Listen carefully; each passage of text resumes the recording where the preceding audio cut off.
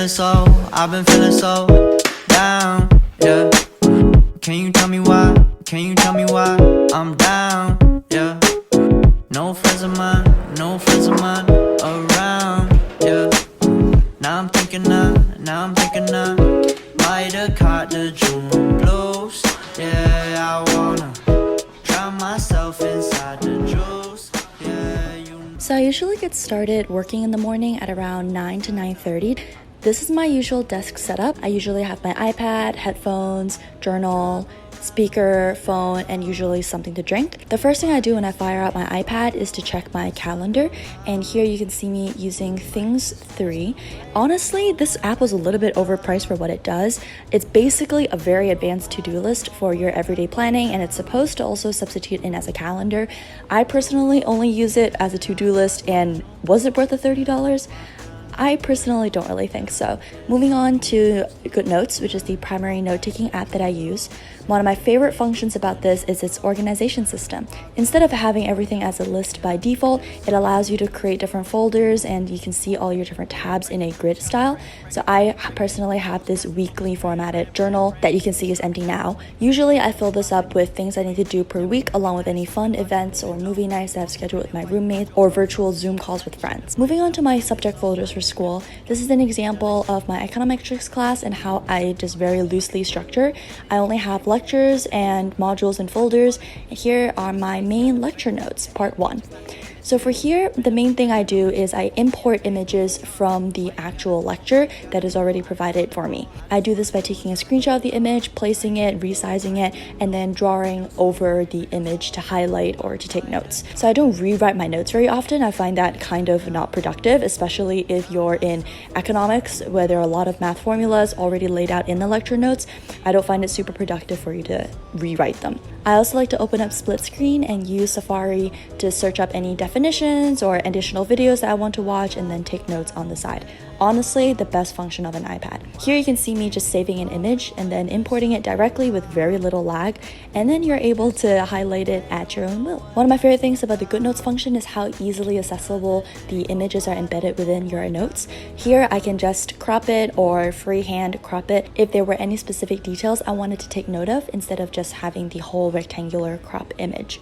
Another thing that I don't really show in this video is that this selection tool that I use to move things around is very flexible. I can use it to move only images or only text or only highlights, and so I don't have to move everything at once and then restructure my entire notes. And I cannot stress how amazing this is. So that was about it for basically how you take notes for lectures. Now we're going to move on to how I take notes for specific problem sets or P sets, how we line them up and then stitch together the questions to leave enough space in between and all of that stuff. Here you have just my usual problem set for econometrics. This is what I think the first problem set that we ever had to deal with. Usually it is around this length, if not a little bit longer. And so instead of rewriting or just having my answers on a notebook, what I like to do is to have it look like this, with basically the original question spaced out with my answers in between. And then it's easier for the teacher to grade it as well as leave me any comments in the grade scope.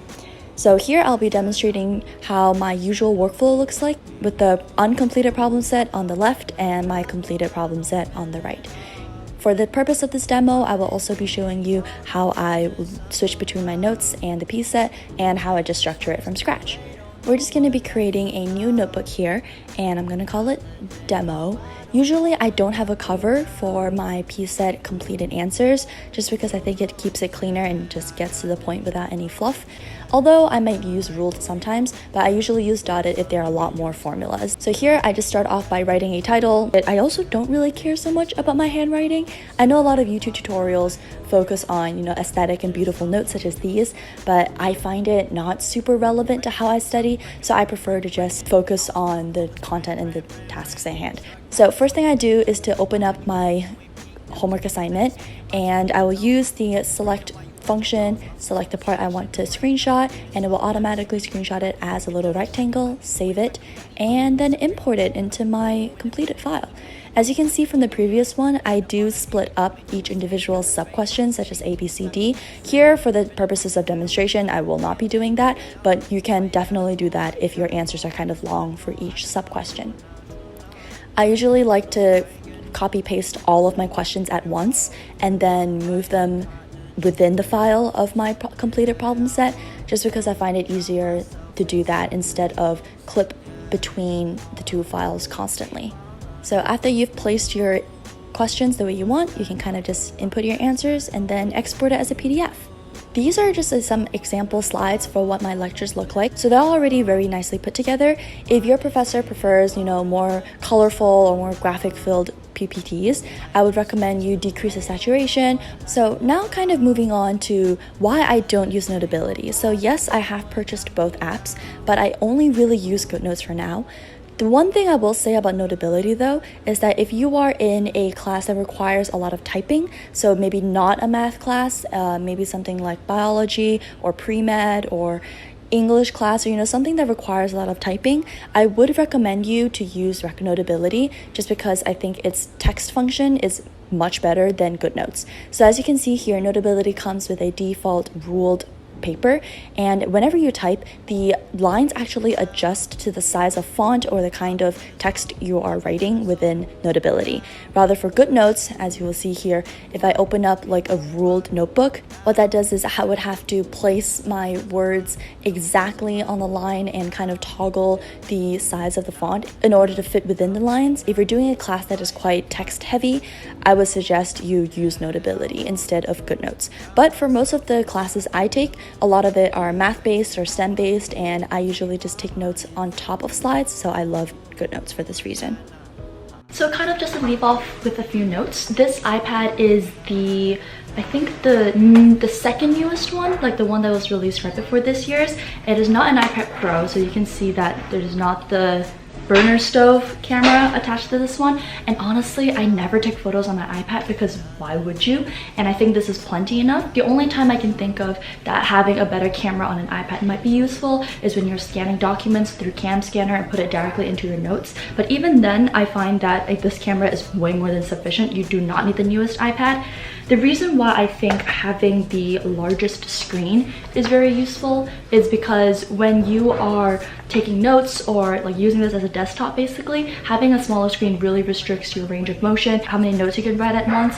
And for me, the most important part about using an iPad is honestly the split screen function. On a smaller, like a mini iPad, I think that's just too small. It's basically like a phone size, and I don't really see the point in that. So has the iPad completely replaced computers for me? As you can see, I do have my laptop over here. It's kind of old, which is kind of weird to say because it looks very new, but this is the one that was released 4 years ago, so it's kind of an old Mac. But the reason why I still have this and still use this is because if you're in any sort of computer science class or any like if you use Stata or RStudios or anything like that, you're going to need a laptop. The iPad simply just can't replicate those functions, and I think that's valid. For film editing, photo editing, any sort of like video creation, I use an iPad, and that completely serves all of my needs. Regarding this one, I really don't think you should skimp on the size, and for me personally, because I do video creation, this is a 256 gig iPad, and I think it's worth every penny. If you have a smaller iPad for like primarily school purposes, I think that works because the most you're going to be doing is importing maybe like a couple of videos from class and textbooks maybe. But if you want to edit videos, you need at least like 128 gig. So now we're going to move on to Procreate and Video Leap and Villa, which are the two apps I use for video editing. So ultimately, I decided not to include that part in this video because it was getting a bit long and not really related to the whole iPad Notes in College theme. If you guys happen to be interested in how I use Video Leap and all of these apps along with Procreate, let me know in the comments below and I'll make a separate video specifying that topic.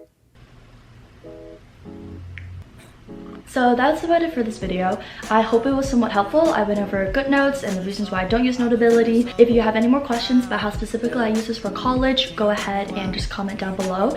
And I will also leave some product links to, like, for example, my Logitech keypad, if you would like this more than the gel silicone ones that Apple offers. I will also leave that linked down below. And yeah, I guess that's about it. Hope this was somewhat helpful, and I'll see you guys next week. Running from the truth, was that nah? I'm just a lonely fucking you. Now when I drive around, don't fill it up. Why it's getting colder when the sun come out? Might just waste away, don't know.